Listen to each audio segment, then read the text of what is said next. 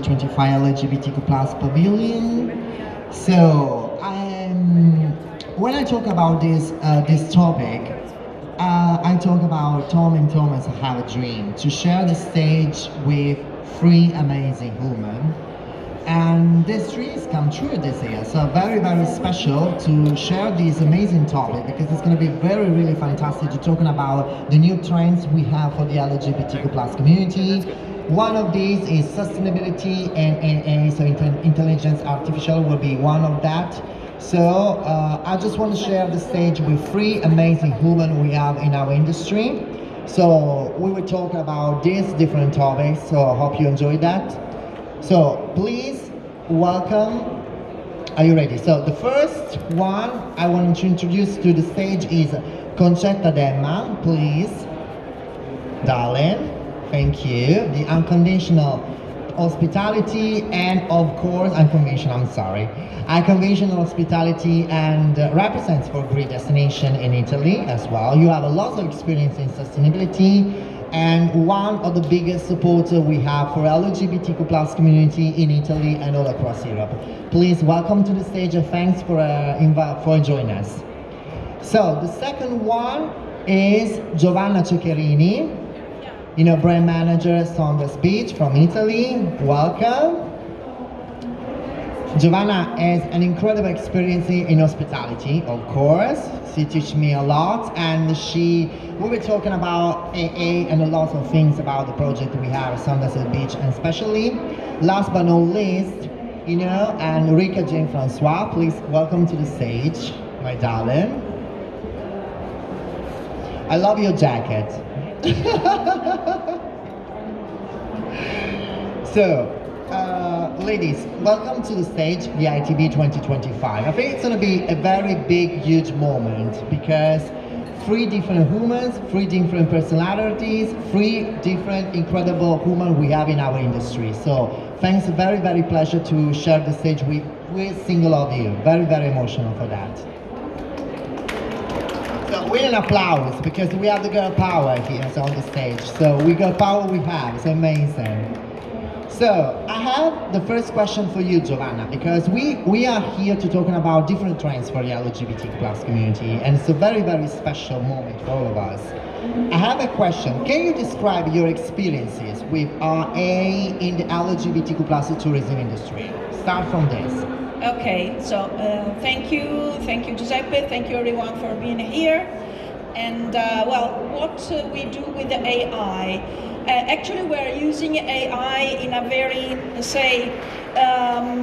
in a very special way, not just to work on marketing, but we use AI for creating, we have created a special index, which is an LGBTQ plus index for hospitality with a partner company. And it uses artificial intelligence in order to make a sort of check of semantic analysis. This instrument is extremely important for us because it's part of a bigger index, which is a hospitality index. It's particularly important because it measures the capacity of single destinations to be really reliable as safe destinations, for organization to be really reliable for hospitality, focused hospitality for the LGBTQ plus community, and it works with an analysis of what is happening online, considering comments, reviews, and whatever you can find, posts, whatever you can find on social medias or articles and so on. We're talking about lots about social media today, Giovanna. How social media is important for AA right now? Using the social media? Well, it fosters, social media foster AI in a huge way. Maybe it's the most important, vehicle for AI in order to go on learning, and learning. As we know, artificial intelligence works because it keeps on learning. For the LGBTQ plus community, it can be a double coin. Because on the one hand, there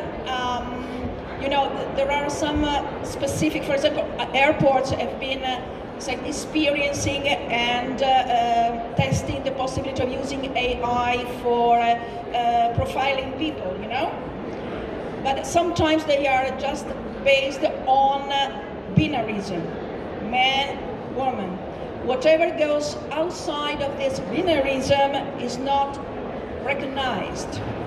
And this can be a huge issue, because on the one hand, let's say in some countries, this can become exactly a way of detecting people, investigating people who do not identify within those schemes. So we have to use, say, artificial intelligence, but we have to use it in a very ethical way. Okay, fantastic. And Enrica, how can promote that for sustainability? How can use the AI for promoting the sustainability? Because it's another great topic for the LGBTQ plus community right now. Yeah, talking about sustainability and the LGBT community, I think we need to talk about it, especially because marginalized groups are at higher risk of being exposed to environmental issues than established groups, let's say like this. So we very often have, especially, I mean, not in the Western European countries, but especially in developing countries, we have people from marginalized groups and also from the LGBT community who are living in very difficult situations. They don't have access to healthcare. They even sometimes don't have support from their families. You know, they don't find work easily, and health issues are more often than in other communities. So it shows us that, especially because this is the developing countries, where on the other hand we have floodings and we have like other climatic catastrophes and coincidences, so that people are very much exposed to a horrible situation. So we need to talk about it, and traditionally it was not so much on the LGBT agenda, because people were fighting, we were all fighting so much for being recognized, being seen, so to thrive, to be like accepted, that this was like the second point or the third point on the agenda. And I'm always fighting to interconnect the LGBTQ plus community really with the sustainability movement, because there can't be any sustainability without the social factors, without the responsible approach to tourism, and there can't be any right LGBT policies without also thinking about the environment. Rika, which part of the LGBTQ plus community is very close to this topic? Because we're talking about, you know, lesbian, gay, but I think we always, and especially right now in the very hard international times, which is the part of transgender community with sustainability?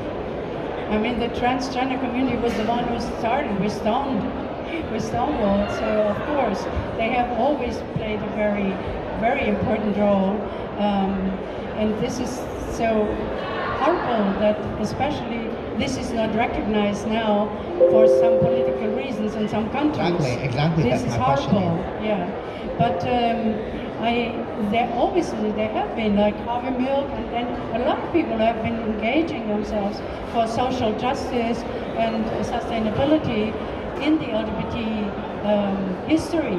There are a lot of personalities who have been fighting and who are standing out, but it has not reached the general public yet. So, but I think this is changing now, because people are getting more aware of it, and yeah, also with the next generation, also of LGBT people, they start thinking about it, and there are, like, there's a very good example, London Pride. London Pride, yeah, London Pride. They have been the first really to change things, to use glamour, which can be recycled, and not to use all the plastics. They ban plastic, from the streets and so on. And I think there are so many things which we can do, where we can do. Concetta, from your background, from your experiences, because you work a lot with the industry, hospitality industry, now you have a very really contact with the LGBTQ plus community. From your hospitality perspective, how to see the sustainability trend is important, is great, especially from a gay-friendly or LGBTQ plus friendly hotel, something like that.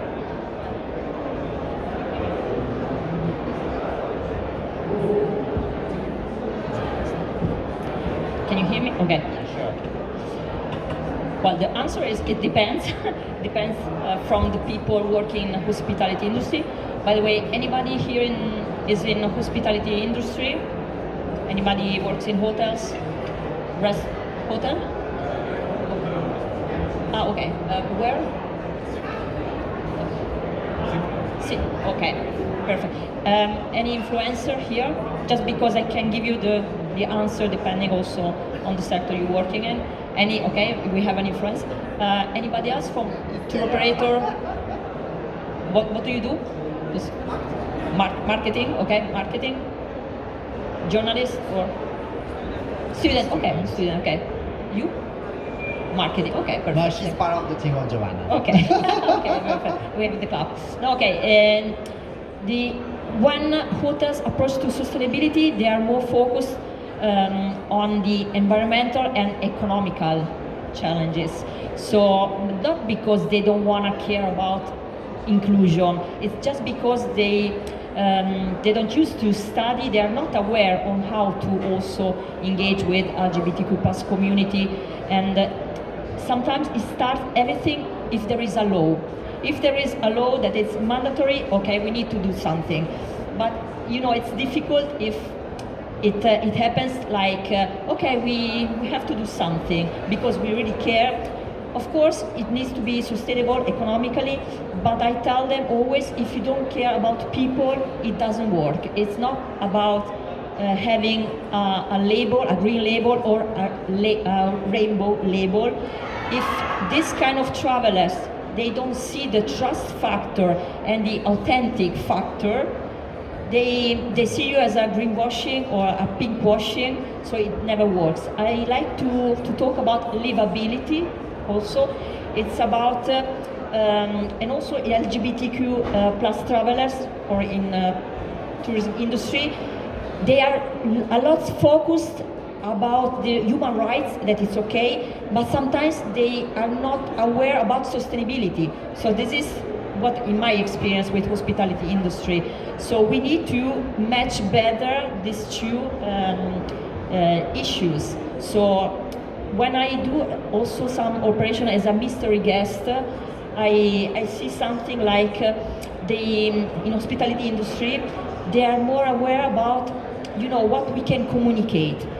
But the better question could be, how can we transmit this way to feel or to live? It's not about only to communicate on our travelers. How can we engage and communicate to our employees also? Because if we don't have our staff that is engaged like us, it never works also with clients, with our guests. So this is what I mean. So we need to be more aware from one side, LGBTQ plus travelers. We need to be more aware on what does it mean being really sustainable when we do some events or whatever. And also in hospitality industry, what does it mean to be really inclusive? So we need to understand the other point of view. Sometimes the empathy factor, there is a little gap. This is my experience. Giovanna, what do you think about it? Because you have a lot of experience in the hospitality too. Well, this is true, actually. It is pretty true.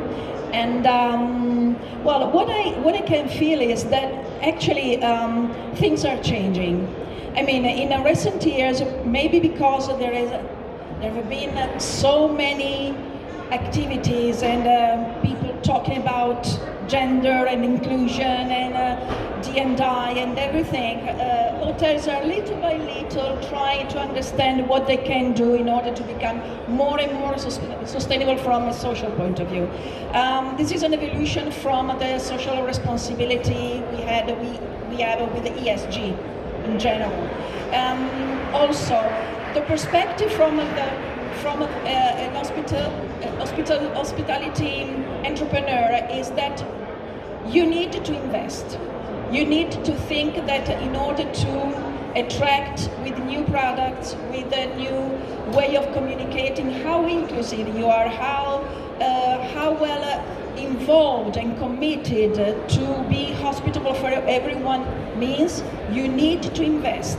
You need to be ready to create products dedicated to the community, and this is the main thing you have to understand. You cannot just say, hey, we are inclusive. We are inclusive by nature. We are inclusive by DNA because we work in hospitality. It doesn't work like that. It works like that when you invest and you really communicate the true activities you do for the community.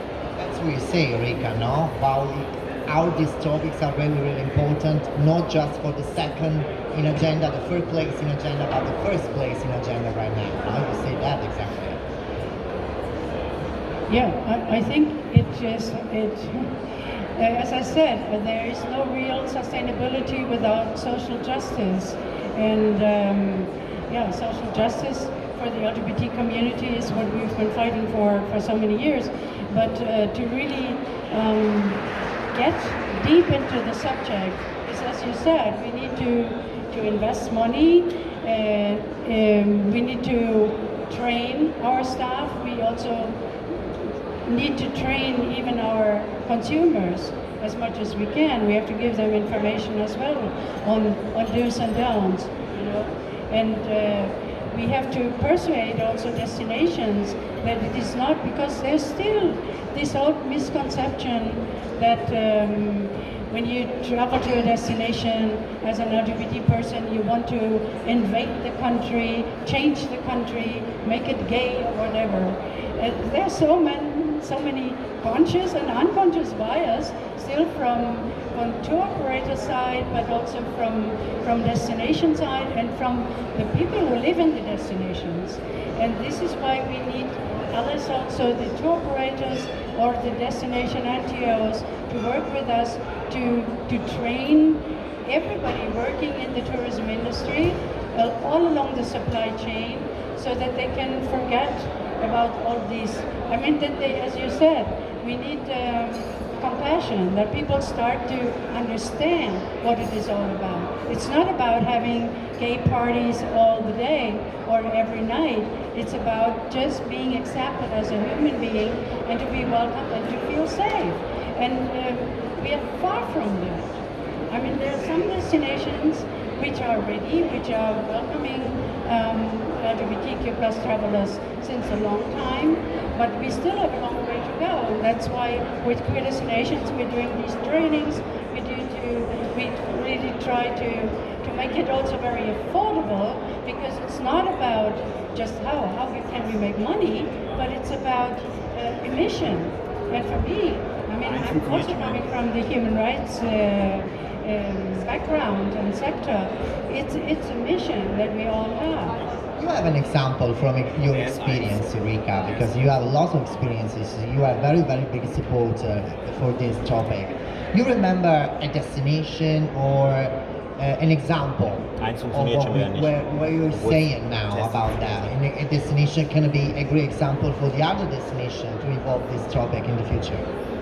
Well, I was working very long time and again in India, for instance, and we had tried in 2008 with diversity with Thomas. We went to have with ITB. We had an ITB Academy in Delhi, and there were like I don't know, 20 people who showed up, but those were the first companies, private companies, who were ready even at that time to speak about the subject openly, and they wanted us to continue to support them.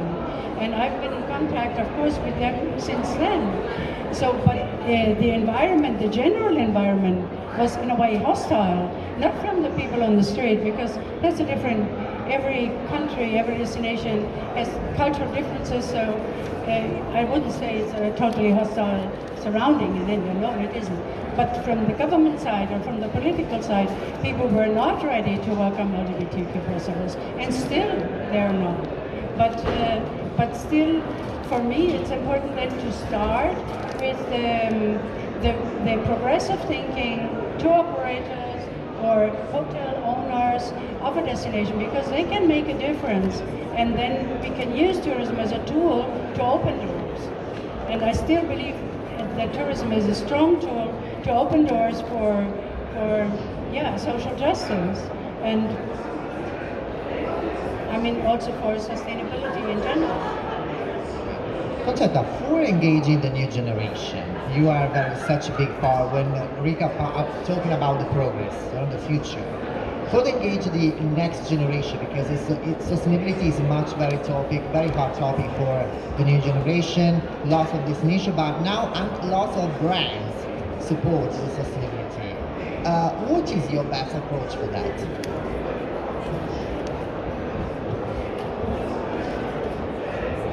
Thank you for I think this it's question. your fault. I don't know why.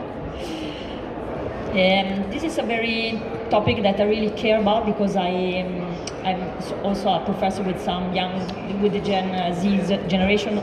We call that ITS Academy in tourism industry, and I love to work about this subject with my students, because as also professionals, the oldest one, let me say, they tell me, why do we have to talk about LGBTQ plus travel? That for us it's like we don't care about, you know, who you love. It's like, and they tell me, when they start working hotels, they are like, but we accept everybody in our hotel. Well, my answer is, are you sure that you accept everybody? Just this word, it sounds a little bit, maybe you accept every kind of credit cards, I tell them, as a provocation, of course, but I challenge them, and also the professionals.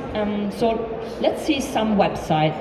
Why, if it's so natural, why can I never see some picture about a gay couple, lesbian couple, or a rainbow family?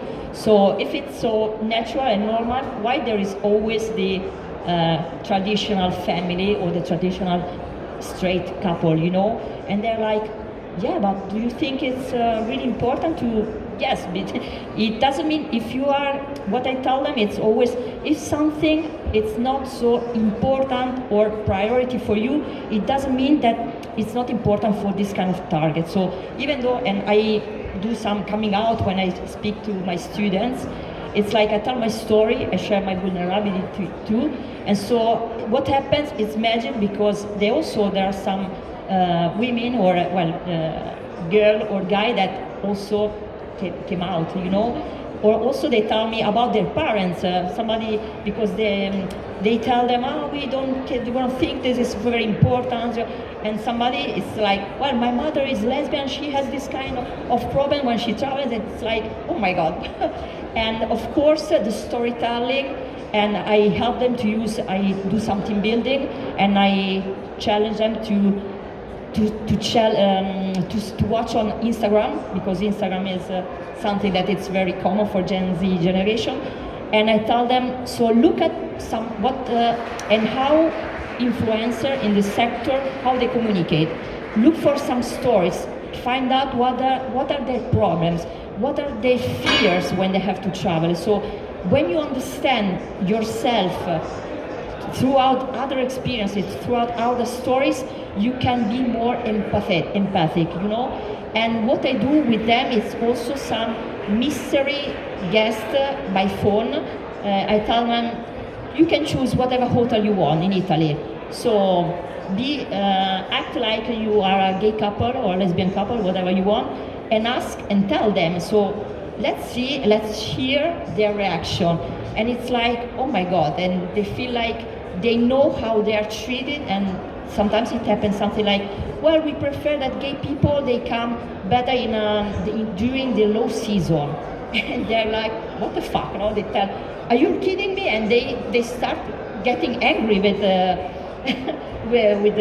hoteliers, you know. And it's like, this is the way they change right away their mindset, and they really understand on their skin the fear, or I don't want to be treated like this, and I don't want to become that kind of professional working in tourism industry.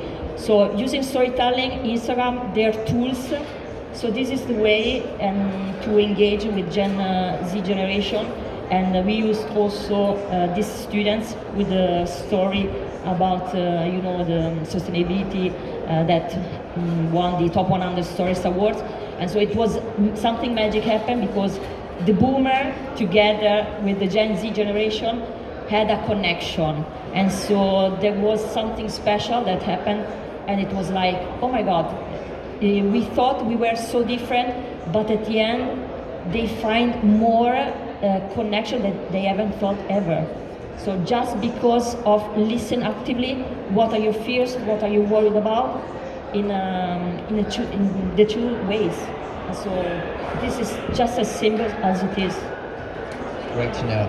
Giovanna, and for the AI, we are talking about sustainability, but the approach for the new generation for AI, what is your idea about that? So, you know that the Gen Z is called the millennial steroids. Exactly. Well, actually, we know that artificial intelligence can help us in producing services and producing hospitality. There are so many apps. For example, I can just name one. For example, Gaiji, which gives the opportunity of profiling your own trip, your own tour, wherever you like. Actually, if you look at it from a sustainable point of view, there are some issues we should consider. On the one hand, artificial intelligence gives you the opportunity of highly profiling your buyer persona, and somehow even go further than your expectations, imagine their desires, so you can even go faster in order to meet what they desire, they wish are. On the other hand, it may happen that using artificial intelligence this way, if it's not really highly specialized, and at the moment it's not, what happens is that responses are somehow standardized. And if we give a standardized response, what happens is that we are again into that funnel of over-tourism, standardizations, and problems with the community. Because at the moment, artificial intelligence is considering the consumer, is considering the traveler. It doesn't consider the community where you are traveling to. And the community, the local identity is so important when we talk about sustainability. We cannot talk about sustainability if we do not respect the sense of place. What we call in Latin, we say genius loci, okay, which is the sense of place. If you just don't respect the identity of that destination because you are profiling in a very standardized way, then actually you're not making sustainable tourism. So what we need to do is trying to use the artificial intelligence in order to create ethical products and being able to respect the community, the local community expectations. This is something which is still in the pipeline. It's not developed yet. Yeah, I also believe that it will be very important. I mean, AI can be used, we talk about sustainability in so many ways. Like nowadays we can measure how fast icebergs are melting. We can measure for the communities how much rainfall they can expect. You know, there are all these things which can really help also communities and people. But on the other hand, there are also so many unpleasant things because of the AI. If we talk about sustainability, you know, there's a huge amount of energy needed. And if you search, for instance, with ChatGPT, it is you will consume like 30 times the energy of when you just search with normal Google or whatever. And the water, there's so much water needed, drinking water. I mean, and it is growing and growing, and you even need seldom metals and everything, you know. And this is a challenge we have not been thinking about. I really appreciate the help we can get, but there are dangers from the sustainability side, from the environmental side, and what you mentioned also from data control. And also we talk about safety, security. I don't feel safe in a world where some computers were going to take over in a way, because I'm afraid we can't really control it. So we need to act, and there is some, like in the European Union and also with the UN and even in the US it was like that there were like protection regulations, that we can all work on that how can we reduce all these negative impacts of AI? But, well, I'm not sure. I don't know what you think. How do you can just work on this negative impact? Because a lot of brands now are working on sustainability, okay? And the Gen Z is very interesting about that. So from your experiences, from your background, what you need for limitate this negative impact? I think, again, as always, we need to collaborate. We need to collaborate with scientists, with local governments, we need to collaborate with associations or the European Union, political associations also, that we work, because we are one globe. So we need global cooperation. It doesn't make sense if only one country is doing it and the other one is not doing it. But this is a challenge where I'm still not sure. It's like something when we talk about refugees. I'm sorry, but I don't know how to find a solution. Because when we build walls and people are not allowed to enter our developed countries, this is not the solution. It will not be a solution. And even if with AI, if we ignore these dangers and we do not collaborate, but every state, every destination works on its own, I think we will be lost at some point. And I think it's very difficult. The only thing that I can think of is international collaboration and awareness raising. Speak about it. I mean, people don't know. A lot of things people don't know, and people, if you want to get informed about the dangers of AI, you'll have to search a long time, because people are always talking about the good things. And yeah, for marginalized communities, it is very important, because you can measure the needs and you can really also help them, and with climate adaptation and so on. But it is not enough. Concetta.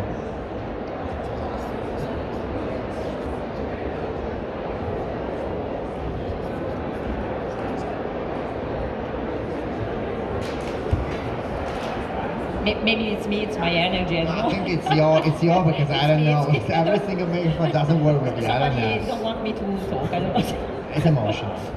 No, I just to what they Yeah, said.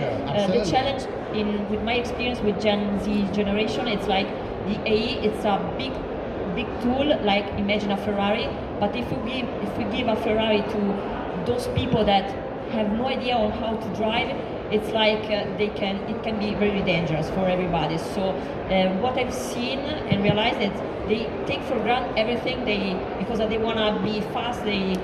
They wanna have everything right away, And the problem is if they're not, if their beer is not to go deeper to understand what is the output. Is it correct that ChatGPT give me this kind of answer or not? So they don't used to think like we millennials used to make research in a deeper way. So the big challenge for me is I'm very worried about, because if nobody tells them how to drive the AI, it could be very tough. And we need to tell them just use your emotional intelligence too. So when we have, and when I create stories about sustainability and inclusion, I just use this Ferrari, this tool, in order to improve even more this story, but I know what I'm talking about. They have no idea what they are searching for, so they navigate without a deep understanding. So this is our biggest challenge with Gen Z generation, with my experience and in my opinion. I have a specific question for you. Can you describe a successful sustainability case, of course, connecting with the AI, of course? Yeah, for example, this case, I just read you the title of these stories, and it was as an Italian representative for Green Destination. It's the story of a woman.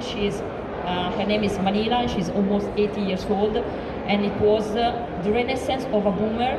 Manila's inclusiveness, breakfast innovation through authentic connection with local producers in Pantelleria Island. So why this story won this Top 100 Stories Awards? What happened?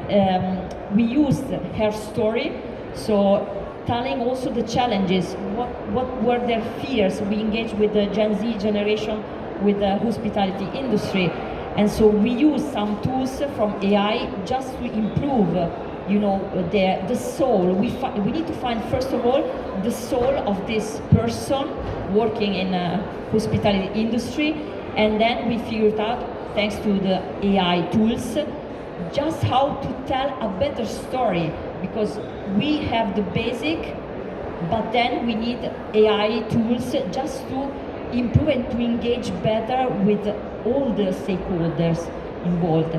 And so we gave, for the first time, we engaged with local producers. So they told us, well, nobody cares about us, and this kind of storytelling, and also taking a picture, making them interview, going all over Pantelleria, had them to be seen as important people. And so they were like, oh wow, we feel like important, a human need.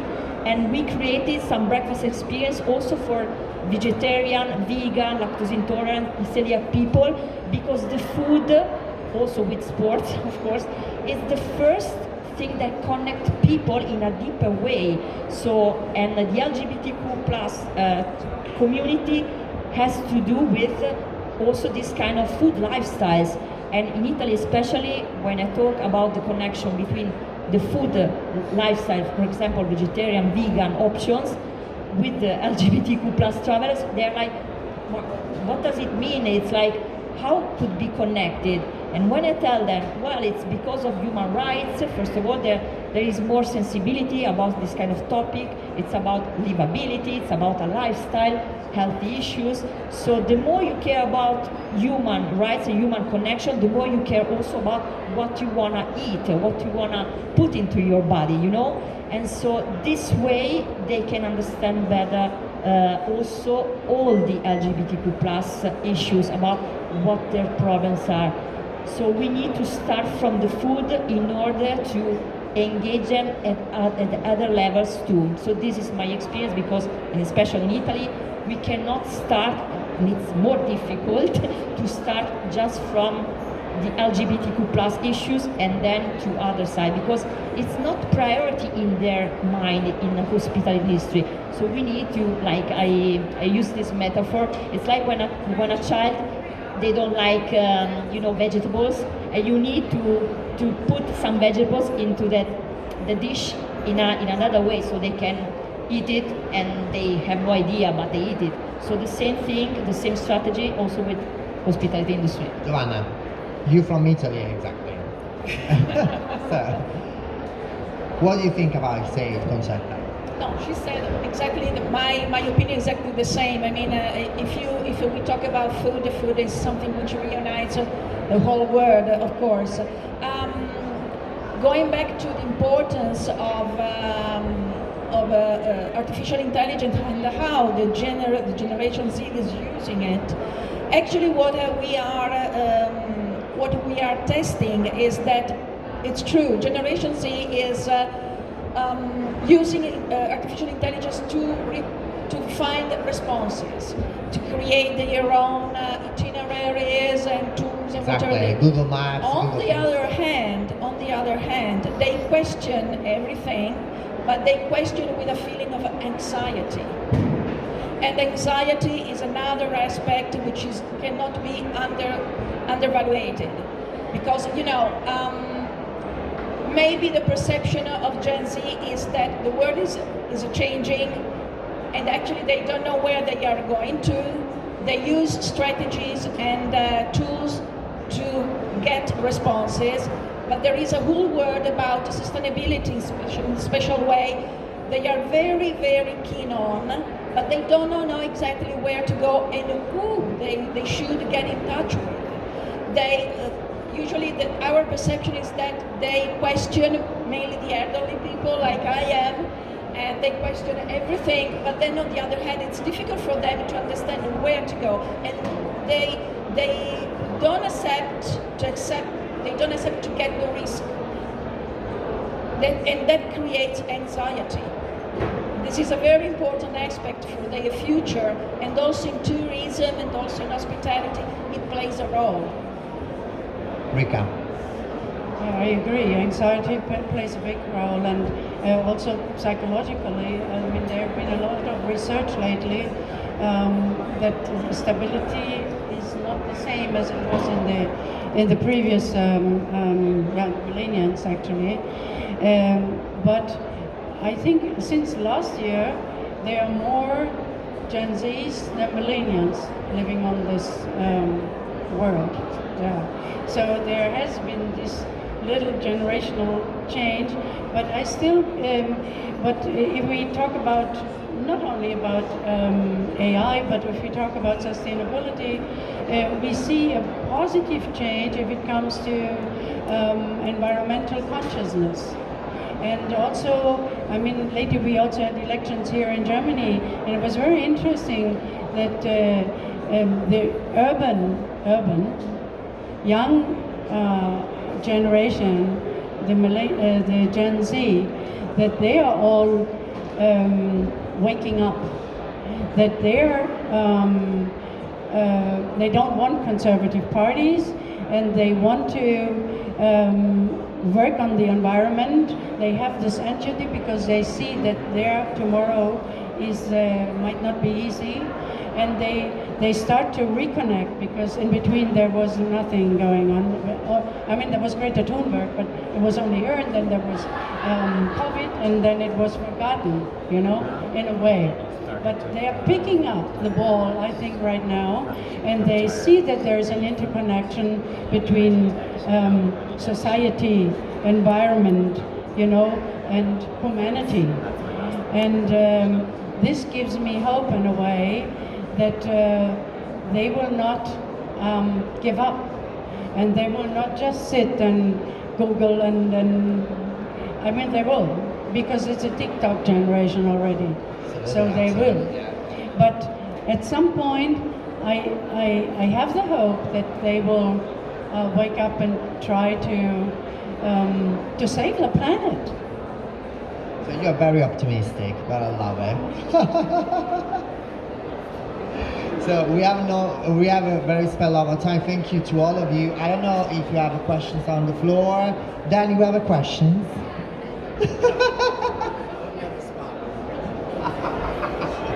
So thank you to all of you. Thank you so much. It's incredible, this panel. Thank you for your time, and enjoy the fair and next Tuesday. Bye. Thank you. Thank you.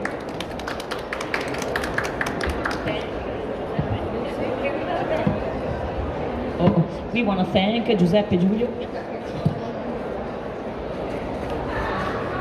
Joss? Okay. It's Dan, I'm sorry. Take you. In the middle, yeah, in the middle. 2, 3. The Prime Minister with my ladies. Okay, Thank you. Which one first? no. Okay. And famous.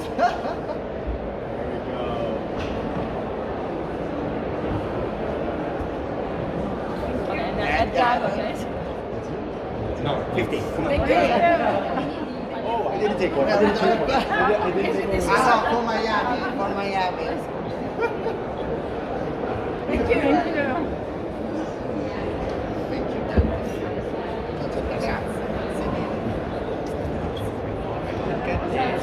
Ok, va bene. One, two, three. Okay, why is it working now?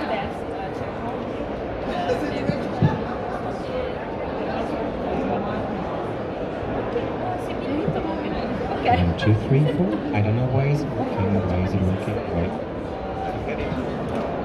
They're working. That's weird. They work. Now they work. I have no idea. Thank you. You're welcome.